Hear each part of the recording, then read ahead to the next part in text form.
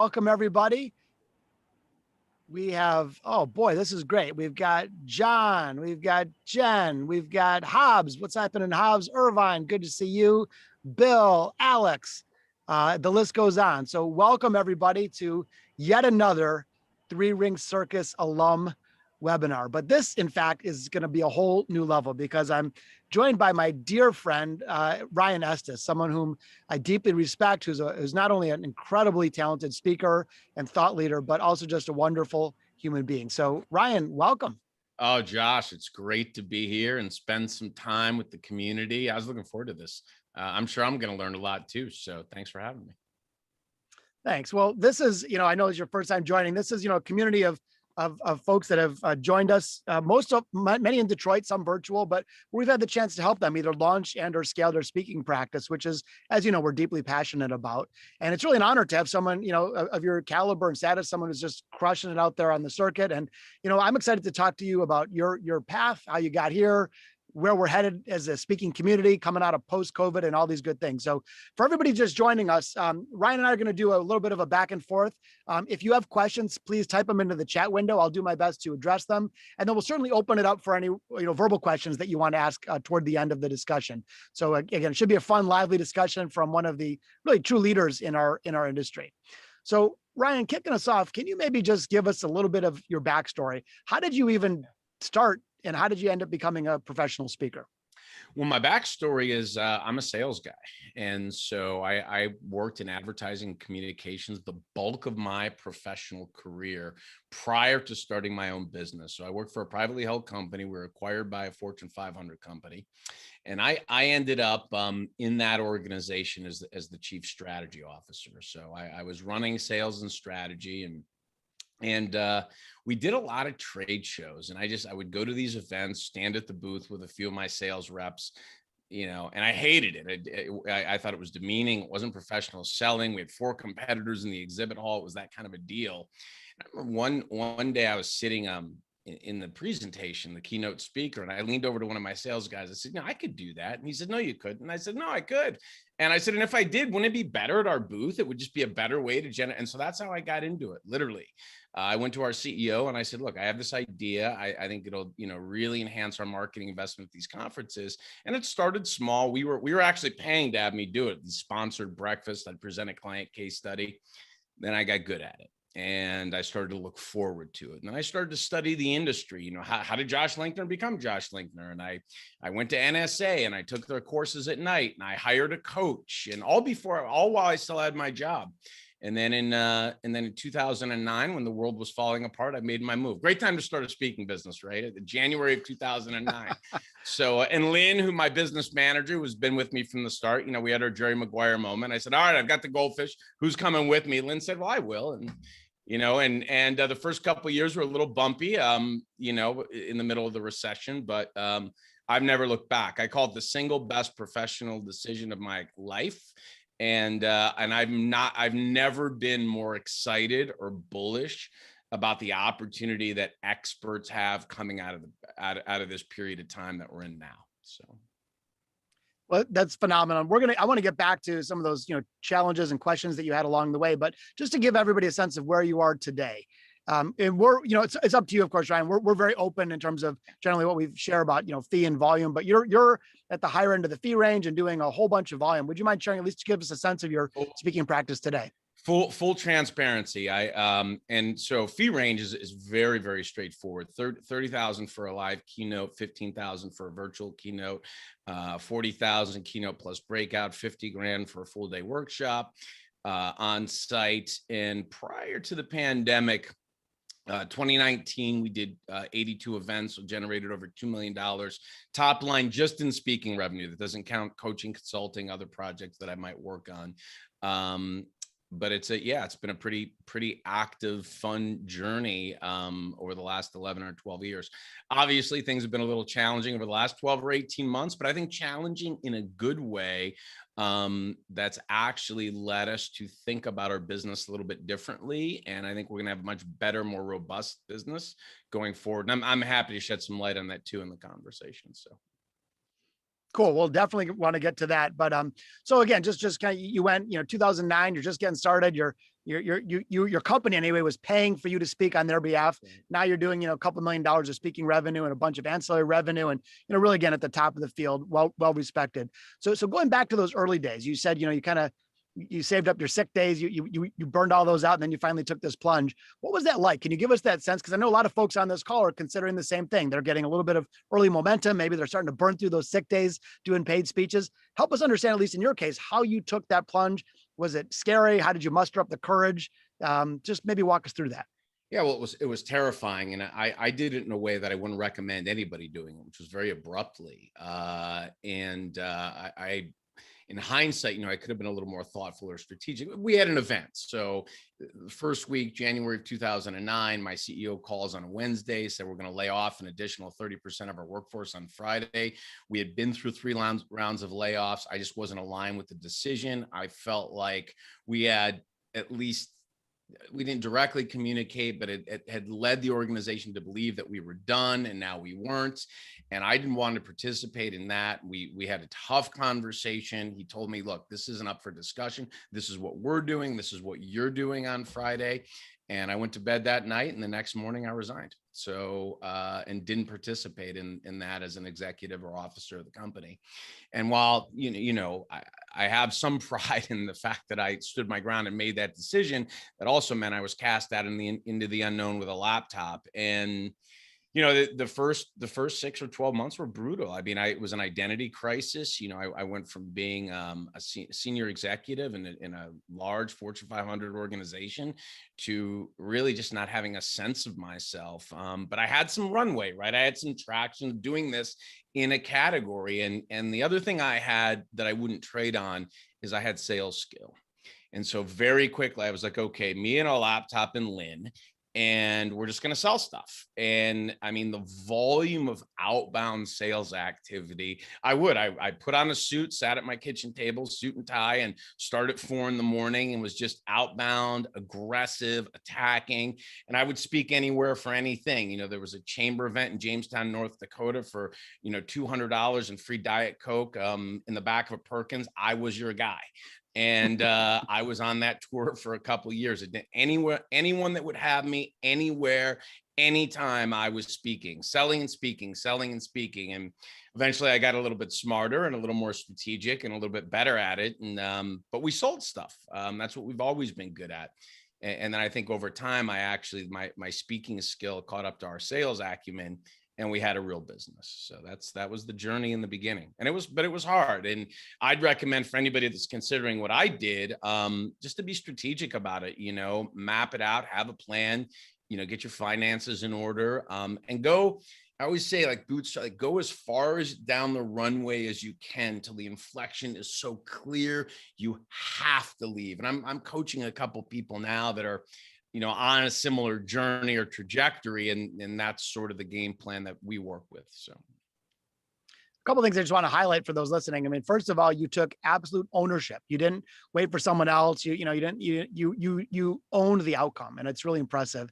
Second of all, I just want to emphasize the grit and hustle. Like you said, you got up early in the morning, suit and tie, in your own kitchen table, and hustled it out. You take any gig, even at the Perkins in North Dakota, which is just awesome. And it shows not only a sense of grit and purpose, but also of humility, it's so important. I think one of the mistakes people make is they say, look at me, I'm a big shot, I'm so important, everyone wants to hear my story. And they cop an attitude in the industry before they've earned it. And the great news is that you've earned it and still don't have the attitude. So again, I have so much deep respect for that. yeah, When you were Okay. I was just going to add, I mean, I think this is a business about humility. What a privilege and honor it is. And we remind ourselves on a routine basis, every time that I'm invited to share my ideas somewhere, there's somebody else who's just as good as me that would do it for less money. And so, we still marvel at it at times. And it's a privilege to have an opportunity to serve, to share our thinking and input and ideas with an audience. And I get to do it 80 times a year, and at times it certainly gets monotonous, but we try and remind ourselves about that regularly. And,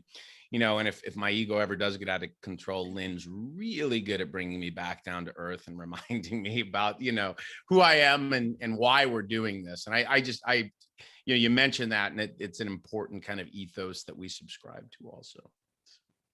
It's so good. A few other questions for you, Ryan. This is, again, I think, so enlightening to so many people on the call.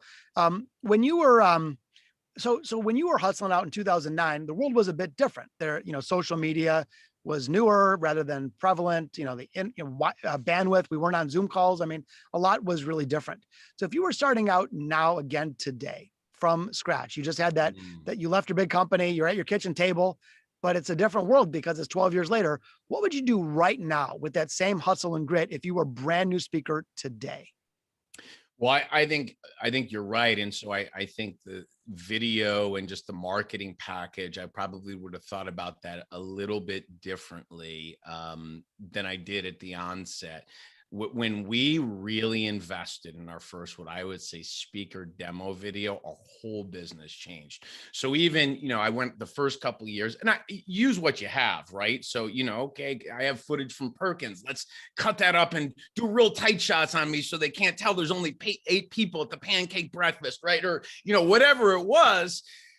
But as we moved forward and started to do reasonable sized events, I remember when we did our first, what I would say, and it was a big spend. I mean, for me at that time, it seemed like a huge investment in a professional demo. And when that hit the website and a couple bureaus saw it, everything changed. And so that investment, and it's you almost have to market for where you're going, not where you are. I think that's a real thing that I've learned. It's like, hey, you want to charge $30,000 someday for a keynote? Well, what do you look like when somebody finds your name or somebody refers you to somebody else? Do you look like that $30,000 speaker? And I started to think that way, and I would say in the beginning, I had really good taste. I knew what it was. I just probably wasn't resourced the right way, and I didn't have the assets. But once we started thinking that way and thinking a whole lot bigger, things changed, and it moved really quickly. So that's one thing I would do. The second thing that I'd recommend that anybody do, and I did this pretty quickly. I got somebody in between me and the clients, and that's Lynn. Lynn's an extraordinary salesperson. So I didn't hire an assistant. I didn't, hire a customer service person. I didn't hire a marketing coordinator. I hired someone that sells. And together, the two of us, because I could double my outbound and get my conversions going. But I always figured too, like, if you called Tony Robbins' office or Simon Sinek's office, Simon probably wasn't answering the phone or returning voicemails on his 800 number. At least I assume he wasn't. And I thought, that'd be good for me too, right? Like, play big. And so that was sort of a mantra that we adopted in the beginning and kind of moved toward that where we were going. So those were a couple of things. And then look, I think to the third thing, probably, which is what this is all about. I think one of the things that I lacked, and it minimized my momentum and probably my time to building a 7-figure business, was just development and support, being in community. I think one of the challenges I faced coming out of a Fortune 500 company was just I underestimated the isolation of this business. You're alone, or it's just Lynn and I, or I'm sitting in a room with freelancers that we've contracted, and they're all looking at me saying, what are we going to do?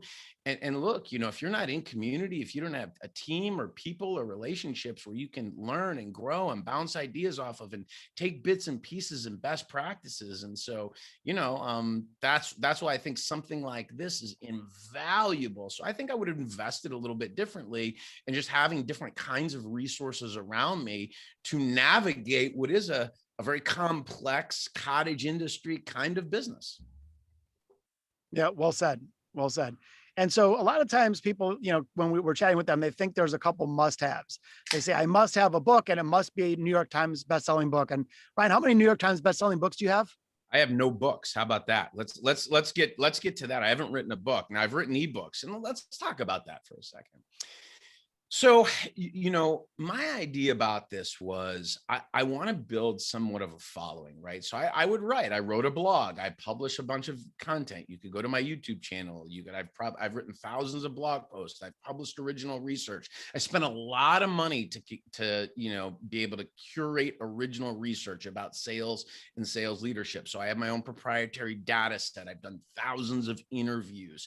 But that started to build my own following and community. Now, if I want to sell something, I have a place to go, people who are following, people who respect me. I've served thousands of people, many Fortune 500 companies as clients. I've got a speaking schedule with 50 dates booked. And so how much easier is it going to be to sell the book I'm going to publish next year than it would have been 10 years ago when nobody knew who I was? So just the trajectory. And I think those are misnomers that come from an era that's passed us by. So, and I know, and that can sound offensive to some people because it's a bit of a paradigm shift. Like, why is he earning that? He hasn't even written a book. Well, because it really doesn't matter.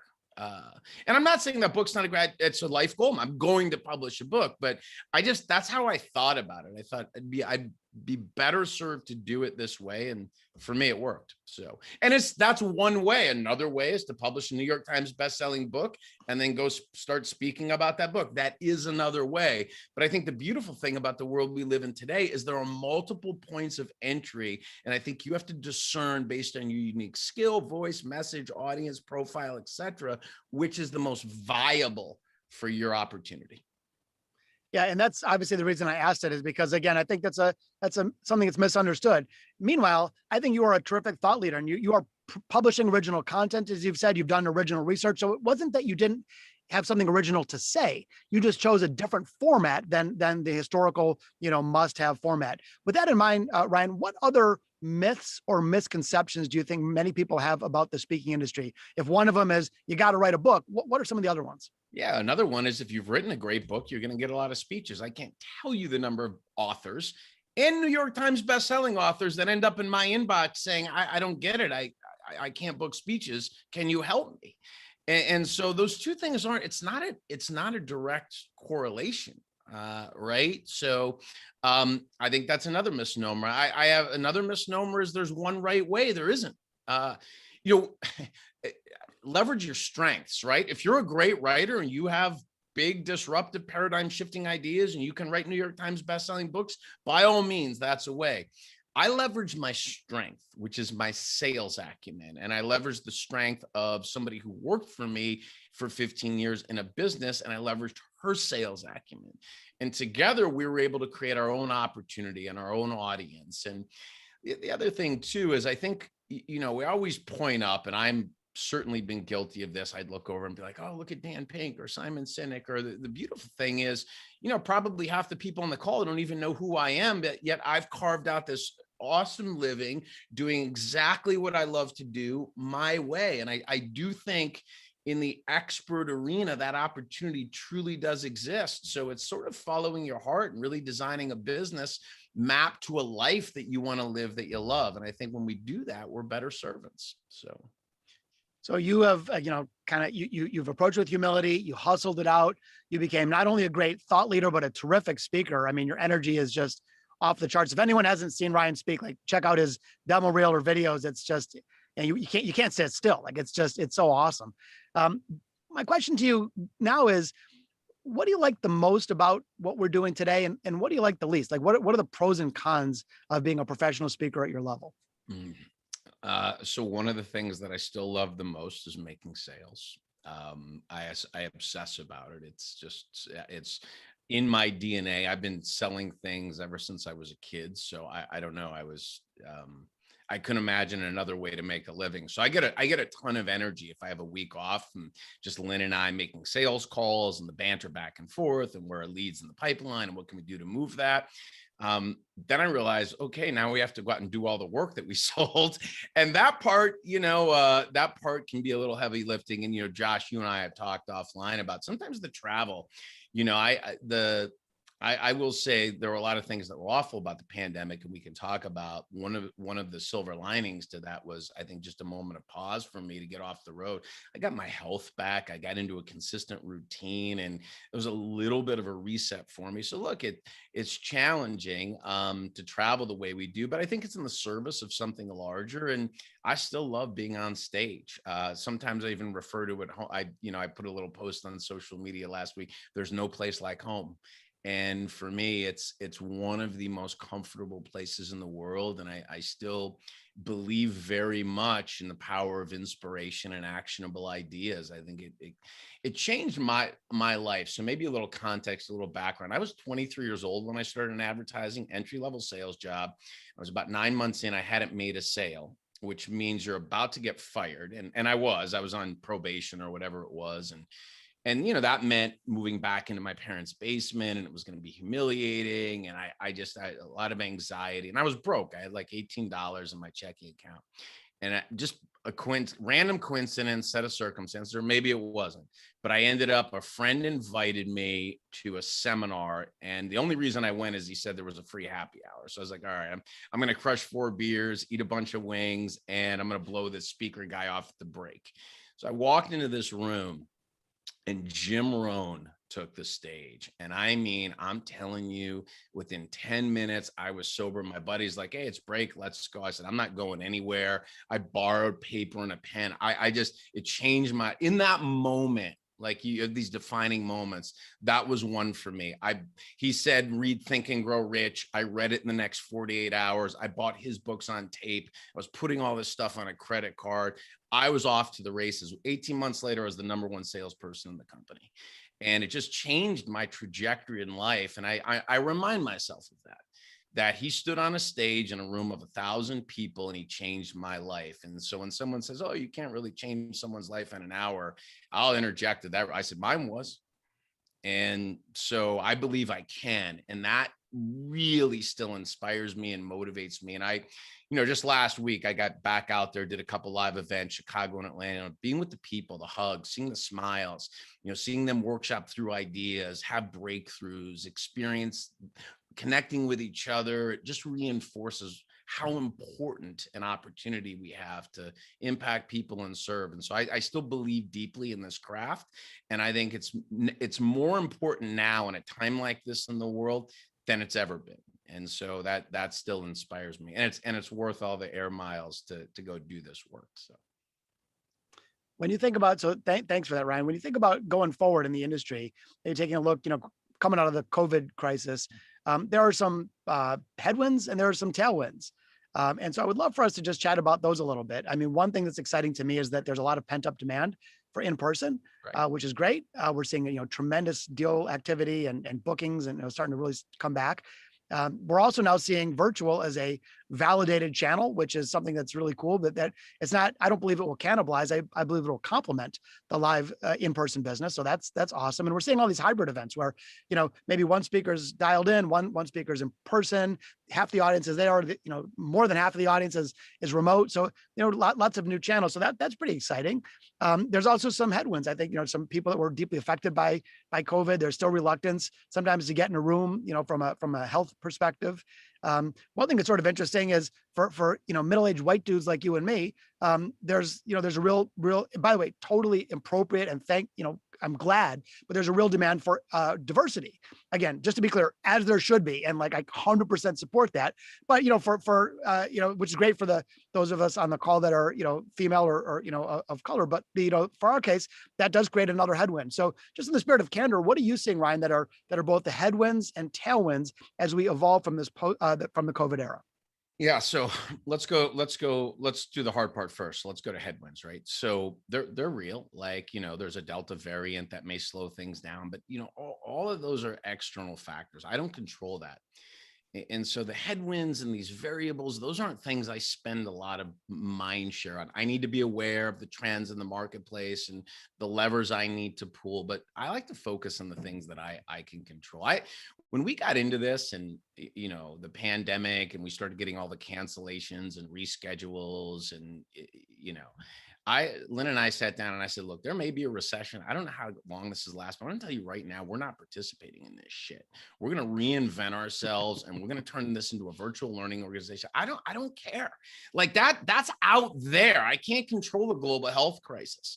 But to your point, a whole other channel became viable. And so the way I think about it is this. I was given a moment of pause to hit reset, reclaim my health, reprioritize some things, and completely evolve my craft. So 2019, I did 82 keynote speeches. It was a great year, record sales year in the organization, but we didn't think about extending those relationships. I'd go do a keynote at Pfizer. I did their sales kickoff in Nashville.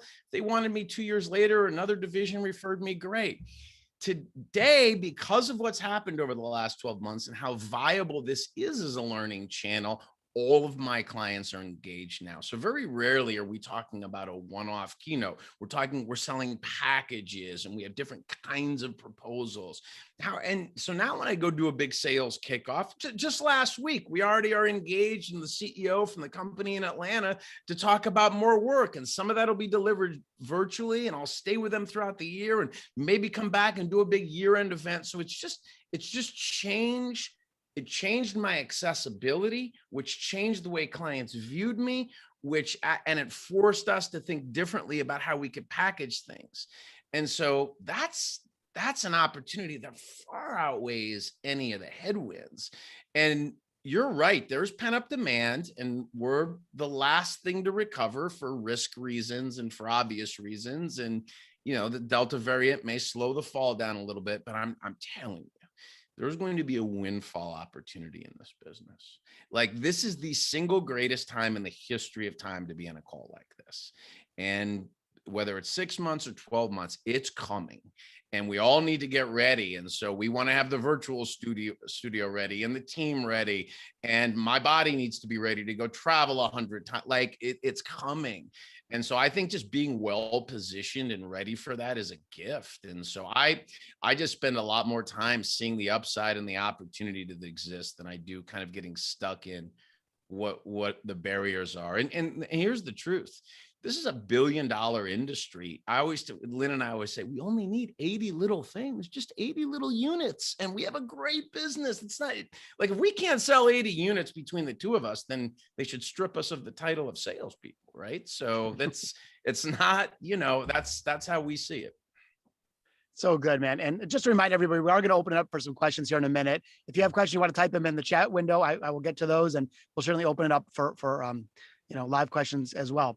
I just love, just a couple observations, Ryan. First of all, a lot of times someone will say, "Oh, you're a motivational speaker," and it always rubs me the wrong way, because I imagine some cheesy guy in a plaid jacket, spouting out a bunch of platitudes and cliches and having some sizzle, but not a lot of substance. And you are you are deeply motivating.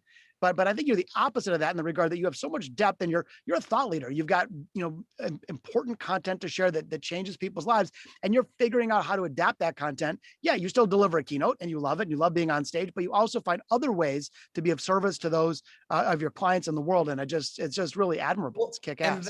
And it took me, it actually probably took us a minute amid all of the cancellations and the events, and there's no more keynote speaking. And I'm like, I worked so hard on this business, and now the government's taking it, and it's going to be illegal for people to gather, and we require people in these spaces. And it was like, no, wait a minute. No, stop. You're an expert. You've developed a body of knowledge. Business is going to continue, health crisis or not.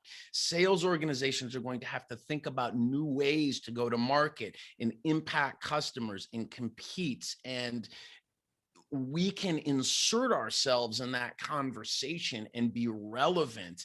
And very quickly, just reaching back out to old clients, we created momentum and runway and opportunity. And, we're having a great year. I'm going to do 80 events this year. I was okay with doing a part of that virtually. I'm excited to get back out there live again. But again, my headspace is on what I can control, and that's where we focus our time. So I'm going to open up in here just a couple minutes. One other big picture question for you, Ryan. When you look into the future, I don't know if it's 1 year or 3 or 5 years from now, what are you most excited about? What does the future look like for Ryan Estis? Well, I think I'm most excited. I've got some new and exciting collaboration that we're working on that I'm thrilled. I think And I've talked to you about this, Josh, and I've talked to Lynn about it at length. Part of the challenge for me was I wanted to find ways to work in more collaboratively in community to mitigate what I felt was some of the isolation, loneliness, and then just I think doing that creates momentum, right? You have a community like Three Ring Circus. You go to boot camp in Nashville in October, which I'm excited to be a part of that. And then you come out and you make 3 friends, and then you mastermind a workshop. And then next time next time I'm in Cleveland visiting my mom, I zip up to Detroit on Monday, and you and I grab lunch and we check in, and I give you an idea because Lynn discovered something and you introduced me to a relate. And so it's a better way to do this business. And it took me a while because sometimes I'm stubborn, but I think I've realized that doing the business that way going forward is the way I want to work it. So in community, in collaboration, in partnership. Second thing is, in during the pandemic, because I had downtime, it was really a creative period for me. I started working on this book that I'm intent on finishing, and so we're excited about that. And I authored 2 new keynotes, a 5-module virtual series, and a half-day workshop, leadership workshop. And so we have this new body of work, and so we're being able to go back to the marketplace to say, hey, we've got something new, or we have a very relevant story to tell about how to accelerate coming out of a crisis. And so I think those are some of the things that, and look, and then the last thing, we all know this, everybody on this call knows this. There's nothing like planting your feet on that stage and going for broke. And I have energy to do that again. So those probably are about my big 3. Awesome. So we're going to get to some questions. I did want to just say, because you mentioned it, Ryan, that so for those who don't know, our next first in-person boot camp after COVID is happening in October. It's October 7th and 8th. And it's kind of cool because we've always done them physically in Detroit. We're also switching it up a little bit. This one's going to be in Nashville, and our good friends at Premier Speakers Bureau, which is one of the top 5 bureaus in the world, are gracious enough to host us there. We're doing a 2-day boot camp. So it's Thursday and Friday, dinner Wednesday night, full day Thursday, full day Friday. We're going to go even deeper than we have before. Our friends at Premier are going to be there on site. So it's a wonderful opportunity to be back with our colleagues, to network, to build bureau relationships. And if you have any interest in attending, let me know, or let anyone at the Ring Circus know. And Ryan is going to be our guest. So we're excited to have more of Ryan in person. And I'll take as much of that as we can get to. But all right, let's move to some questions, brother. First question we're getting is around fees. So you mentioned that your fees now are $30K in person and $15K virtual. The question was, what are your rules for negotiating, if any? And to be clear, we always advise people that, that's a personal decision. If you want to negotiate, it's up to you. If you choose not to, that's okay. But Ryan, how do you handle that when someone asks for negotiation? Yeah. So with the exception of what I would say was, deep COVID considerations, we do very little discounting, and we're going to get back to holding the line. And part of the reason I do that, if you come to Nashville in October and you spend time around the Premier people, one of the things that they're going to tell you is that fee integrity is really important. If they're quoting me at 30 and then somebody calls Lynn and she says, well, we'll do it for 20, it really undermines their position and credibility. And because the channel was so important, and to create some context, so 80% of my business in 2019 came through the channel, came through these bureau partnerships. And it's been more of a 50-50 split. In COVID, we had to do a little bit of a heavier lift. It's just the nature of the beast, and that's okay. We can do that. But fee integrity is pretty important. So if we are discounting or negotiating, post-COVID, everybody understood we were cash strapped. Cash flow was an issue. We didn't know what was going to happen. Everybody was okay with doing what you had to do to get to this. Was a bridge period. But once we get back into what I would say is a more stable, normalized kind of norm, we maintain fee integrity. It's pretty straightforward. Now, to do that, I have to have demand. 80 was my threshold. It actually may be a little less than that going forward because of the virtual component and just my appetite for travel and where that's at. But we have demand. So our ability to create demand and to sell above my max threshold exists. And so we're able to maintain that fee integrity, makes me a great partner for the Bureau channel. And I'll be clear, like, doing the event in Nashville in October, being able to be around those agents from Premier, that's gold. Go back to a question you asked me, what's one thing I would have wished when I was starting? I had to do this all on my own. It was the first 5 years, no bureau would talk to me. Like, nobody introduced me to someone from Premier. Like, we cold called every bureau. We would bang our heads against the wall. I mean, it was tough. For 4 or 5 years, it was just Lynn and I. And then we watched someone from Washington Speakers Bureau. That's probably another story for another day, but we got on their radar screen, and it changed the game. They put me in places I wouldn't have been on my own.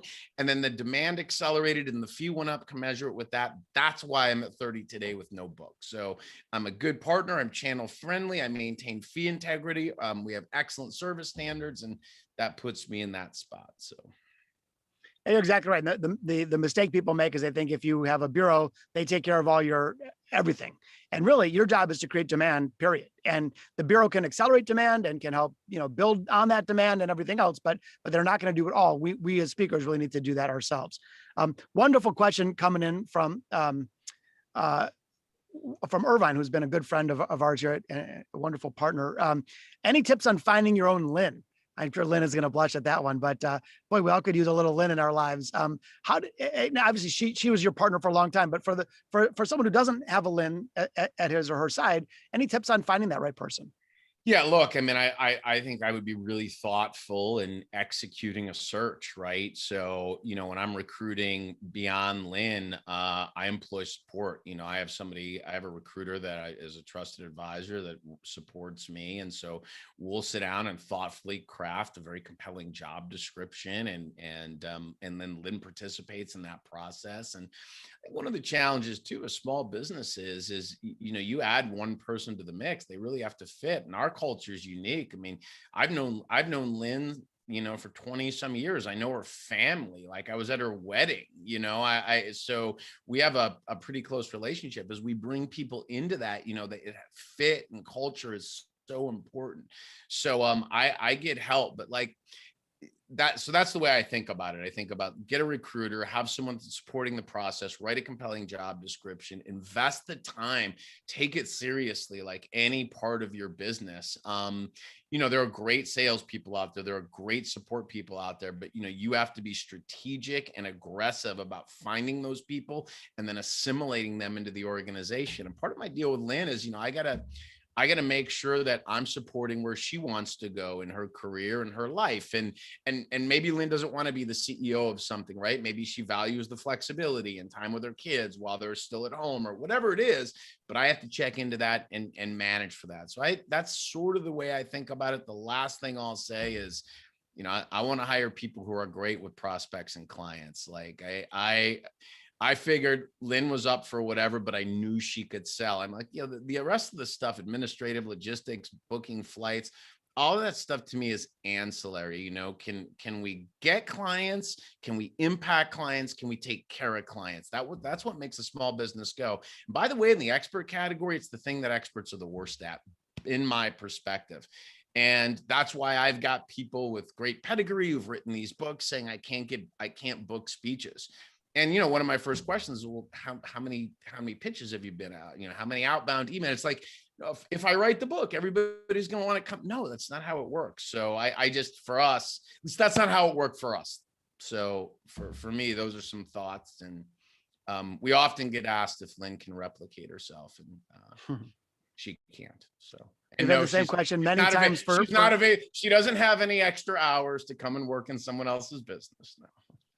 We have the same question about Jordan, who's been my right-hand person and couldn't have done it without him. Ryan, you obviously you treat this seriously. Like, this is a real business, and like any business, you've invested in yourself, you've invested in resources and such. One question that came in earlier, and then we'll get to several of these other ones, was around the cost to do a video. What's an optimal cost? The benchmark that we've used, maybe I'll just get your opinion on this. We've always said that whatever your target fee is, not even your fee today, but like what's your target fee, spend about the cost of one keynote for your video. So for example, if you're saying, hey, I want to be a $25,000 speaker, $25,000 would be a good amount to invest in a video, because your video is your single most important marketing asset. And obviously it has to do the heavy lifting if you're not in the room to close the deal. How does that sit with you? Do you agree? Do you disagree? It's great advice. It's great advice. I don't have a ton more to add to that. Other than the fact that I'll tell you this quick story, and we hit pause on this just because of the pandemic. But so I'm at 30. I was about to spend. We hired a legit ad agency, like this agency that's doing Harley Davidson commercials in Alaska. And I'm like, I'm gonna have the sickest demo video, and we were, and we hit pause on that. I think we'll revisit that this fall heading into next year, because it's like, well, nobody can get together live and you have all this live. It just didn't make sense, and it was the right business decision. But if there's one area to invest, like honestly, for a new speaker, I'd like have a landing page and just a sick video, like over engineering some website that's not where it's at, and then just pump content into your YouTube channel. It's worked for us. So we're ready for a new demo. The demo that we have is not representative, I think, where we are and where we're going. And so I'm in the matrix on that one also. So, but you're right. Yeah, it's the place to invest. It's the place to invest. And, if you own a restaurant, you got to buy, kitchen equipment or whatever else. And that's the place for, you want to be a serious professional speaker, to invest. And we always say that if you're in real estate, the three most important things are location, location, and location. You're in speaking, the three most important things are video, video, and video. So Ryan, a bunch of questions coming in, which is really exciting. Some are shooting to private that I see here, and some are to everybody, but so I'm no particular order, but this is an interesting question for you. Can you talk about your evolution and around your approach to crafting a new keynote? What's changed and what's stayed the same from the early days to now? Do certain elements carry more weight to you than others, or than they used to, such as, for example, storytelling versus case studies versus audience interaction? So maybe you could just kind of zoom out and give us your overall, like, how do you think about crafting a keynote? And how did that differ from when you did it for the first time? Yeah.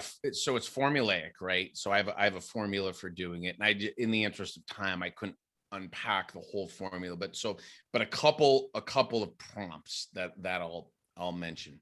So I was a very raw speaker. I was a sales guy. I worked in corporate. I had a lot of experience in running a team in business. But in terms of real stage presence and what I would say the craft of professional speaking, I was a novice, totally self-taught. And because of that, there was a threshold for me. I could only get, I was probably like a club pro golfer. Like I could only get so good. And I talk about investing. Like I made a huge investment.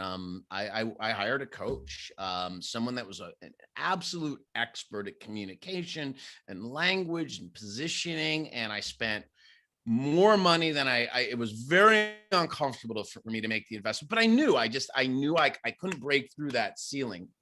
And again, it was an inflection point. That the formula was developed through workshopping with him and getting reorganized and re-energized. And that really informed, it was a very collaborative process, but that informed how I approach a keynote today. And we have some pretty long excerpts. Lynn, maybe you can even grab one from like Culver's and drop a couple of those longer keynote excerpts if anybody wants to see. But the way I think about a formula is opening, which is typically a story. It lets the audience get to know me. Then there's a transition into what I'm going to talk about. Then I typically keynote around insights.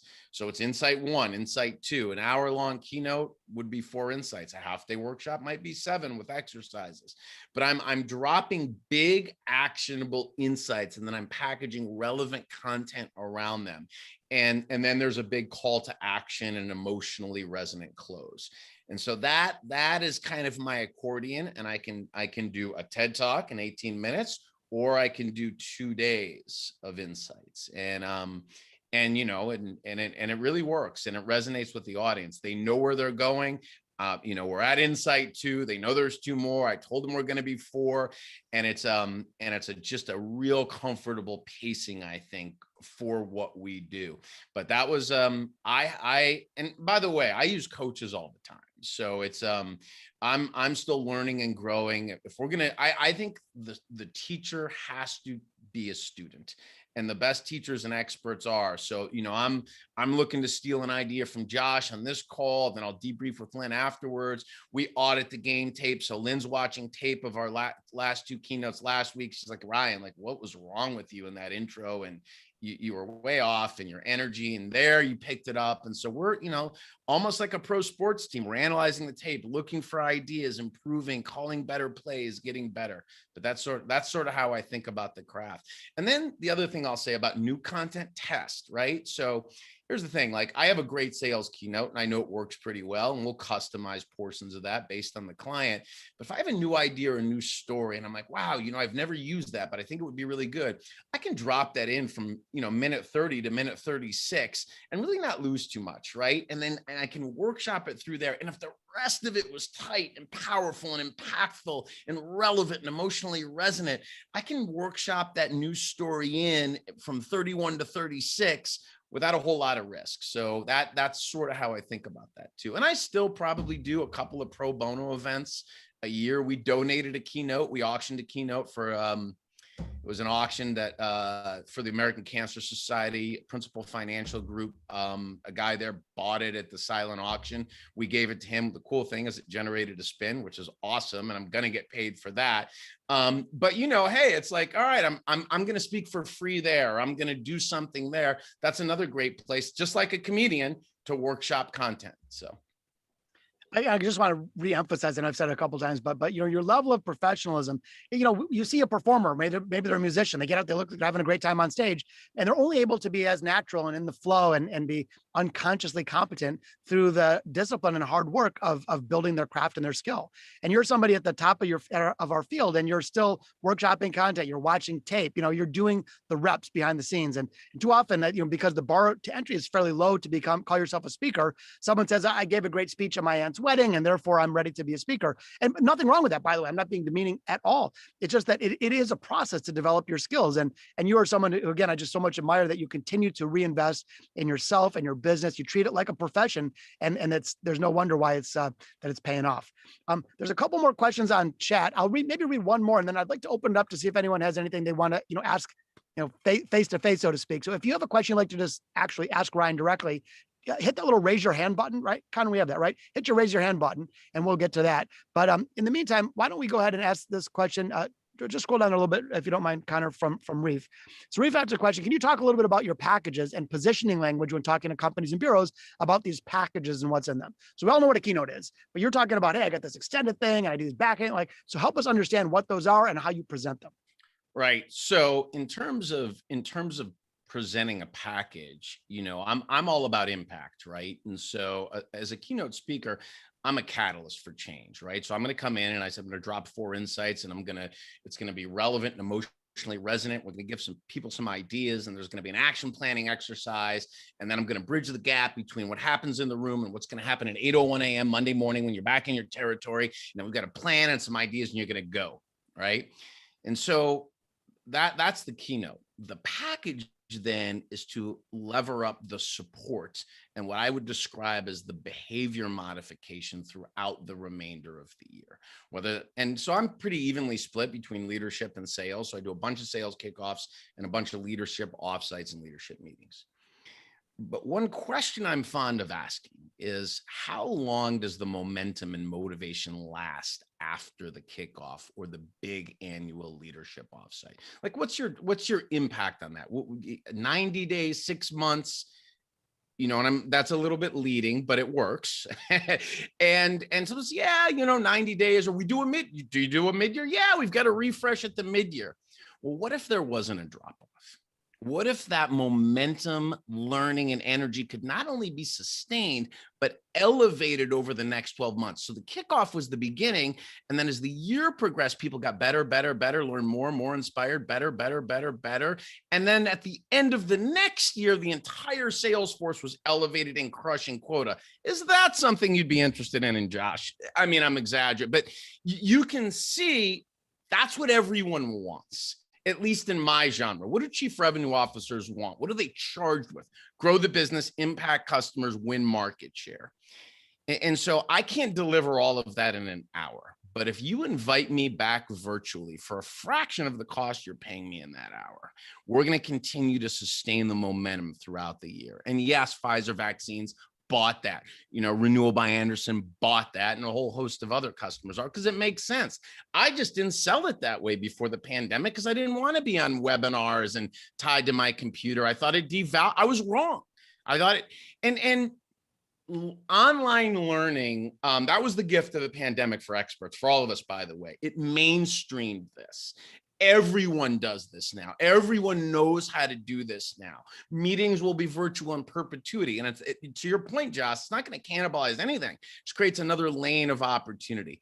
But that's how Lynn and I package it. That's how we position it. And it's almost like hard for, especially on the sales side of our business, for someone to say no. It just almost seems counterintuitive. Like, why, if you're investing $30,000 for an hour in Vegas, why wouldn't you want your people to continue to grow throughout the next 12 months?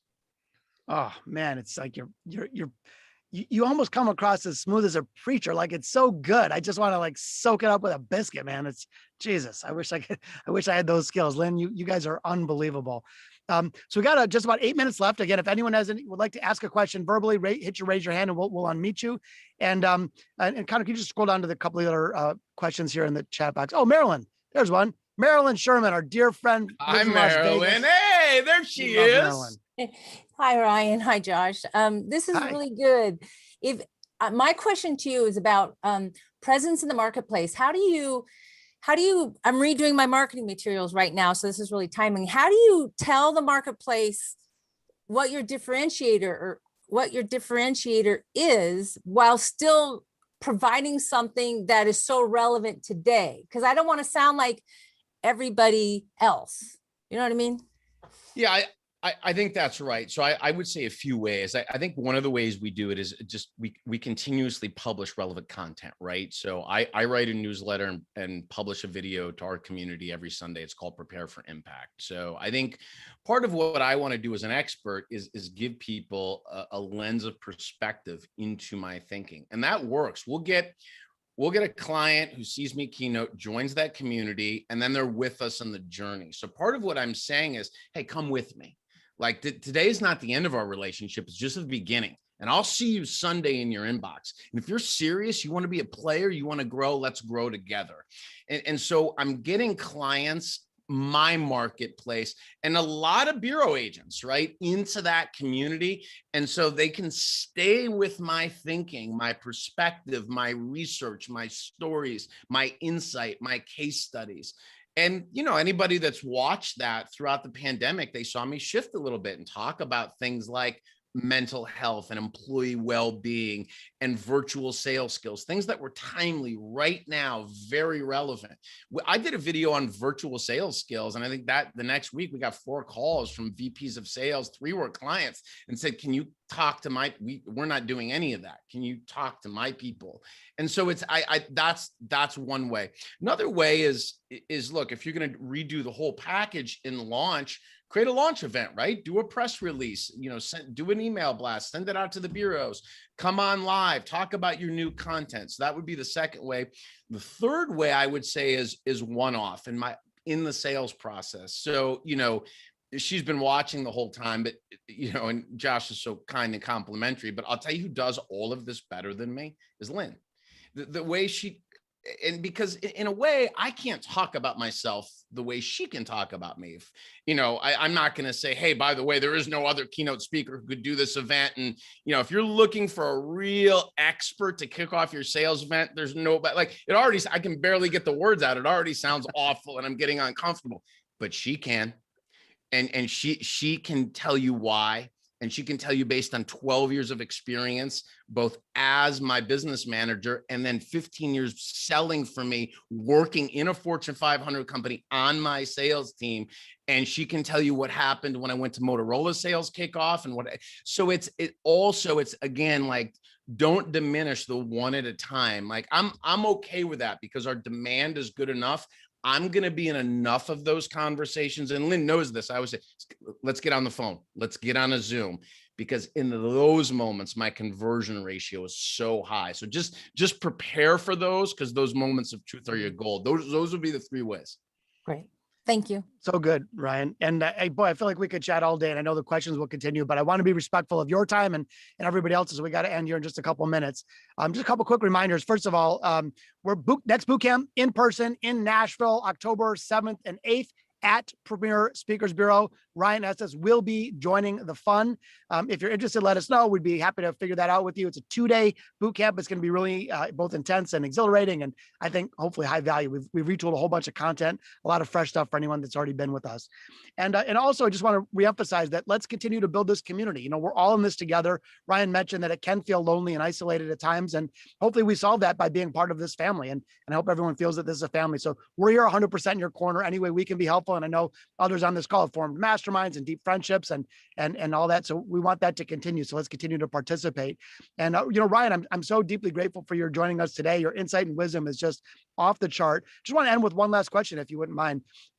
If you had a good friend that was starting out in the speaking business, maybe they got a little bit of momentum, they're just early on, what are a couple of pieces of advice that you would give to that new speaker with a lot of hustle, a lot of commitment, a lot of grit, a lot of talent, still early on in the process? I have one of those, a guy that I'm mentoring. He's a good friend of mine. His name's Jason. I think he's going to have a big career. But it's process, perspective, and patience, right? And so, this is the result of somebody that poured everything he has into this 11 years later. But I'll close with a quick story. I was, 12 or 18 months into this, and I was struggling, and I didn't know if I was going to make it. You're burning through some cash, and I'm speaking at Applebee's, and for free breakfast, and I'm like, where the hell is this going? And Lynn's like, yeah, I can't book anything, and I'm like, man, this might not work, and I may have to go back and get a VP of sales gig. And so I called a mentor of mine and agreed to go to breakfast, and we sit down at breakfast, and he said, how's it going? I said, not good. This is tough. We're in a recession. I may have made a big mistake. I don't know if I can do this. And he said, all right, well, he said, here's what's likely going to happen to you. He said, you're likely going to spin your wheels for another year, chase projects, stack up a bunch of work, be unfocused, burn through most of your cash reserves. And you're going to have to re-enter the corporate world, probably at a level or two below where you exited. And you're going to have burned through a lot of your savings. And that's what happens to most people like you. And I was like, this is your advice? Like, you're a friend? Like, what? He's like, but I assume you don't want that to happen. I said, no, tell me. He said, I was like, I'll do anything. He said, would you? I said, yeah, I'll do anything. Tell me what to do.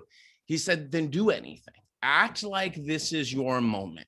He said, do anything and everything. This is your Super Bowl. You're not going to get a second run at this. He said, so you have to treat this with respect and treat it the right way.